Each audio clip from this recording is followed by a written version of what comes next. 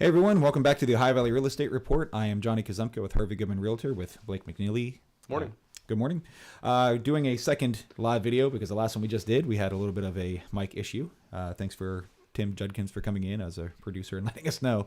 But anyways, today we're kind of just talking about a free flow real estate market update.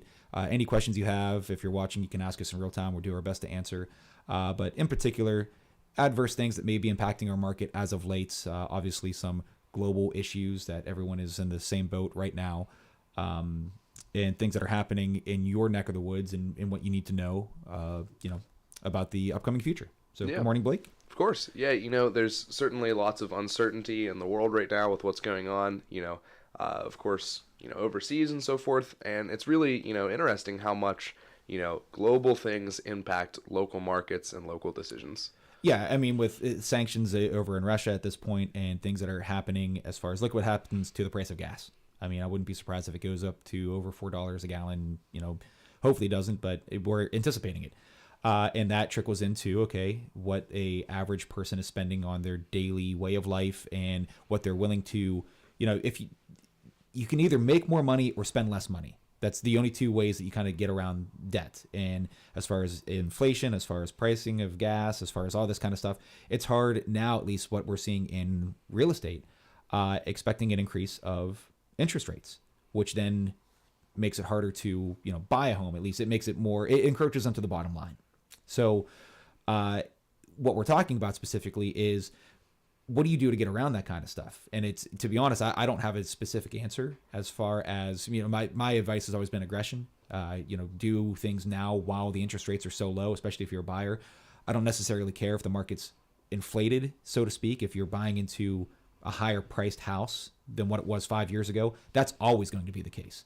But if you're going to make a large scale financial decision, you might as well do it when the interest is as low as possible. Right. At the end of the day, just like, the stock market with the Dow, the price of real estate goes up. And so, like you always say, the best time to buy was 5 years ago. And so. Yeah. And it's just one of those things that it's hard to really give any sound advice as far as financially speaking, because it's a very volatile time.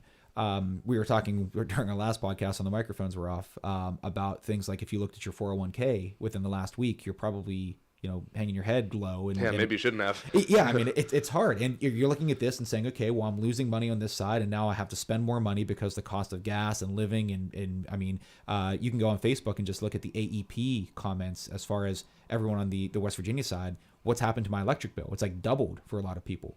And you're expecting them to inherit a new debt in the form of the largest single transaction they're ever going to make in their lifetime. It's very tough. And I've always said, so kind of what we're talking about today is people governing themselves in these large scale decisions, specifically people selling by for sale by owner. It's one of those things where the scope of my work or our work as agents has shifted from being like holding all the keys. Okay, we're going to do all the marketing, we're going to do all the branding, which we still do, and try to raise demand by doing that. You're fantastic in video and everything. We'll get to that in a minute. But it's not hard to necessarily attract the buyer anymore. If you're selling your house and you have a Facebook account, it's as simple as taking a picture of the front of the house, throwing it on Facebook, throwing it on Zillow, and waiting for the buyers to come. It really is. It's not hard. Yeah, and it's almost sort of deceiving in a way. You take these websites that make it look really easy to list a house. You just upload photos. Mm-hmm. Like you mentioned, if you can make a Facebook account, you can make a Zillow account. But really, what's the hard part isn't listing the home. It's everything that comes after that. That's right. I mean, anyone can take a picture. Anyone can throw it online, and anyone can get people to message them. It's now, once you have these people messaging, I got to manage my schedule around their schedule and make sure that they're showing the property. I got to make sure that they're pre-qualified, and not just for the amount, but for the type of loan. For example, if someone comes to you with a USDA loan and you're selling your house in downtown Wheeling, well, you can't use USDA in that specific area. But if you don't know that, you're going to put yourself in some form of harm's way, wasting time, wasting money. Put it this way, a delay, even something as insignificant as maybe a couple of weeks. If a bomb goes off somewhere in Ukraine and the interest rates go to double for whatever reason, you might be taking a hit on your equity if you're selling, because now a buyer might be displaced from being able to afford it. 1% of an increase in interest is the equivalent of an extra $1,000 a year per 100,000. So, or in other words, if you have an interest rate of 3.5 today and it goes to 4.5 and you're buying a $100,000 house, it's almost the equivalent of adding an extra $100 a month to your monthly payment, just in interest. And Right. that might disqualify you, you Yeah. know, for a lot of buyers. And if you think about it, a lot of, these, interest rates and so forth are really like the inner economics of supply and demand and that sort of thing. Mm-hmm. And, if you think that what's happening, around the world doesn't impact that at all, or that there's no need to, strategically plan your home buying purchases around that, well, then you might miss out on some opportunities with lower interest rates. Yeah, I mean, I've always said that as far how do you counteract all of the volatility in the market? Because I certainly don't want to put anyone in harm's way, and I wish I had a crystal ball to tell you, if it was that easy, I'd be retired by now. What I can tell you is just from experience, if you're going to make a large-scale financial decision, something that is the equivalent of buying a house, what else are you going to buy that's going to be in one swing as much as a home? It's the biggest purchase of your life. It usually is. If you're going to finance several $100,000, wouldn't you want to do it at the lowest interest rate possible? So the comment to that is, well, hey, the market keeps going up. Things have increased so substantially just in the last couple of months. Not even just the last year. We were talking during the last one. Right now, specifically in Ohio and Marshall County on the West Virginia side of the river, there are only 106 active listings as of right now, ranging from 0 to a billion. 106. I mean, that's like, one every other subdivision, one every other block. Yeah. There's nothing out there right now. What was it prior to the volatility? It usually was hovered around, I don't know, several hundred just for those counties, 300. JT, can you hear me? What would you say the average listing for Ohio versus Marshall County was a active listing around this time of year? I mean, I think you're in the ballpark. Yeah. Several hundred. So we're about half of what we should be at this point. So it's something that needs to be said, that when the last gallon of milk is on the shelf, who's going to pay the premium for it? Right. So real estate prices keep going up and up, and that's why we always say the best time to buy is 5 years ago. So if you're a buyer and you're hesitant to buy now, imagine if the prices keep going up and then the interest follows suit. Now you're behind 2 8 balls as compared to the 1. Right. So it's really hard to get people like, if you're for sale by owner and you're watching this and you're wondering, hey, I'm getting a ton of traffic on my house. It's easy to get a buyer. It's very difficult to get them to commit. Right. So what would you recommend to, buyers that are out there, maybe buyers that are your clients and so forth?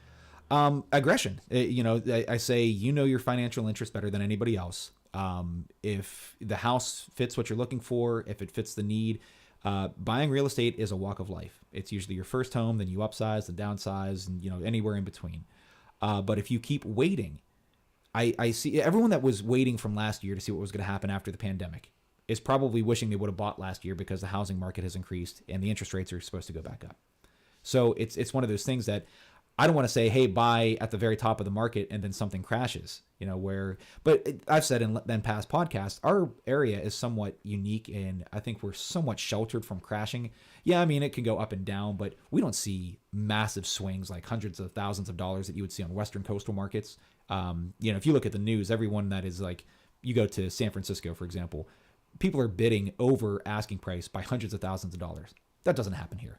Right. So, and on top of that too, if you think about it, of course, I'm not a financial advisor or anything, but markets do crash. It happens. But, a real estate purchase is, a long-term purchase. Sure. And so, I'm sure, for example, your retirement has, gone up and down, but it always comes back. Yeah, it regresses to the mean, to the average. And it's one of those things that, again, the volatility is, if we can go back in time, we'd all be retired. We'd all be Bitcoin millionaires. We really would. So it's again, sort of a unnerving time. The best way that I can describe what we do is we don't sell houses. What I don't, know specifically what the general public thinks of us and our occupation, but we're not in the business of sales at all. Our job is consultation. It is to take a set of decisions made by either a buyer or a seller, sometimes both, and to say, okay, this is your goal. Here is what I would do to make that goal happen. That's it. And if you don't know the intricacies of every single little nuance that comes with just different types of financing, from VA to FHA to USDA, conventional, home equity, cash, all these different types, they all have their own little trails that they have to go down to get to the same finish line.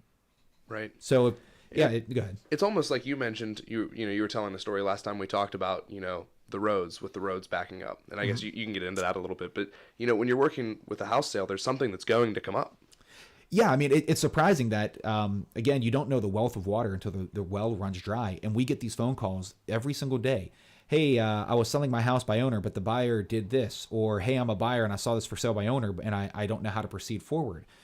Well, it would be the equivalent of like calling an attorney saying, hey, I need some legal advice. I don't want you to represent me in court. I just want you to tell me what I need to know and so I can move forward. We can give some tips and some advice, but we can't really I can't give you a playbook as I would if I was actually representing you, because that's what it is, representation. Right. If you're going to take what I tell you and then you go do it and then something goes wrong, you and we have professional licenses. We could be held accountable. If you called a doctor and they said, hey, go take this medicine for, whatever, and that was you don't think that they could be held liable for malpractice? Right. And so we're not immune to that whatsoever. So it's one of those things, if you're doing these things, if you're buying or selling on your own, you kind of have to buy and sell on your own. You know what I mean? It's hard to, because we want to help. Yeah, and we have to know the full situation to be able to help. Exactly. So I don't want to put anyone in harm's way, but it's sort of like, man, can we introduce ourselves in a way that makes sense and to help facilitate this for you both without, I don't want to price gouge. I don't want to do anything else as far as, I'm not greedy. I'm really not. But I don't want to put my neck out there for, sure. Yeah. So, but yeah, you were talking about, I mentioned a story. My dad used to drive trucks, and he was a teamster with my uncle, and I went with him on one of his routes. And they used to have this game that they would play. I think it was in Charlotte, and it was something like, hey, where's the traffic going to stop today? Is it mile marker 66? Is it 81? Whatever. These truckers knew at this specific spot at this specific time of day that the traffic was going to be backed up somewhere. It's almost like going to Pittsburgh at rush hour. You kind of know where it's going to hit. And they would say, okay, whoever is the closest without going over buys lunch or whatever that it was just a silly thing to pass time. This was before cell phones. At any rate, it's the equivalent of real estate. I don't know where the bottleneck's going to be, but I can almost promise you, unless you are a full price cash buyer waiving all other contingencies, you're going to run into some form of a bottleneck. And if you don't know how to solve it, if you don't know what route to take to get around it, it can be extremely financially painful. These are the mistakes that you don't want to make on these large scale these transactions. For sure. Yep.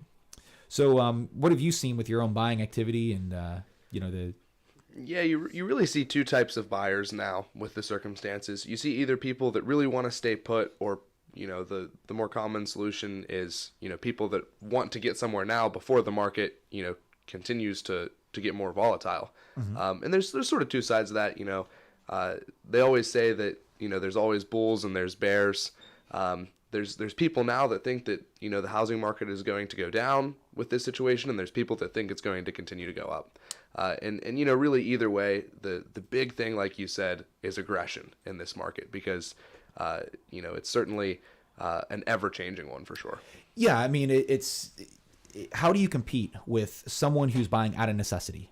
Or someone who's selling out of necessity, because that actually happens. And unfortunately, it's things in our line of work, that death and divorce, they are two unfortunate circumstances that people inherit, and you are now left to, your own device. If you are in a divorcing situation, for example, and you have to be bought out of your home, or you have to sell this house out of a decree, where are you going to move to? You have to buy. And we just talked about, just on the West Virginia side alone, there's 100 houses right now. That's right. it. And you think about that situation, you're putting one house on the market and taking two away. Yeah. And let's just say you're one of those particular buyers, but you have children, for example, and you want to stay within a specific school district. Out of those 100 houses, how many do you think apply to that specific area? Okay, now that we have that area, maybe there's 20 of them. How many of them fall into your price range? And you can see that every little nuance, every little criteria that you add reduces the overall amount of options you currently have. And when buyers are entering the market but listings aren't following suit, you have 10 buyers for every one house. It's very difficult to be a buyer if you're not going to be the one that is like, hey, I need to see this now. And as a real estate agent, it's hard, because you get those buyers. Hey, this just popped on the market. I want you to stop what you're doing. Doesn't matter if friends or family. I need to get out here and see it. And if you can't show it to me, I'll find someone who will. Well, okay, I can appreciate that because it is critically important for your future. It's just very difficult to really say, you know, if you're not going to be willing to compete at that level as a buyer, you're going to lose pretty much 10 out of 10 times right now. For sure. Until the market starts to come back to some form of normal, which God knows when that's going to be. For sure. Yeah. So anything else you think that you can add or that you've seen as far as you have any new listings coming up? No, I think that's about it. You know, it's one of those things where, you know, if you're in a situation where you're, you know, looking to buy or to sell, you know, definitely check out the properties on, you know, clickharvey.com. And, you know, like we mentioned, bug us about it. You know, you're going to need to be really aggressive to get into that scenario. You know, send us a text 1, 2 in the morning. Of course, we'll be sleeping, but we'll see it first thing in the morning, and we can really help to get you in. Yeah. I don't think I mentioned that on this one because the mic was off the last one. But when someone's buying a horse, they typically don't want to have to tell it to giddy up. They want to tell it to slow down. And that's sort of the mentality that I look for when I'm working with a buyer client. Again, it sounds pushy, but I really can't stress enough that the people that are buying out of necessity are the ones that are really aggressive. Therefore, they see the houses first. They've already been around. They've seen what things are going to go for. And, you know, you walk through a property today and, you know, let's make an offer of 85%, 90% of the asking price. And then you have another buyer that's missed out on the last 3 houses. It's like, I don't care. 5,000 over asking, 10,000 escalation clause. You know, let's get this home today. And it usually takes a buyer that enters the market today somewhat, you know, 3 to 6 months of looking and getting frustrated to become that type of buyer. But 6 months from now, if there's a nuclear war in Russia, you know, if something happens that's that catastrophic, you think the market's overreacting now with your 401k and everything else. Imagine what would happen if there really was a major fallout. For sure. And it's again, that's why I'm saying aggression is sort of like... It's important to be prepared. Exactly, you know. So, all right, well, I think we can cut it here. For sure. We'll try to be back next week. If anybody is watching has any questions or any advice on what you'd like us to discuss, we would certainly love to entertain it. But anyways, I'm Johnny Kazemka from Harvey Goodman. Awesome. I'm Blake McNeely. Thanks for watching. We'll talk to you soon.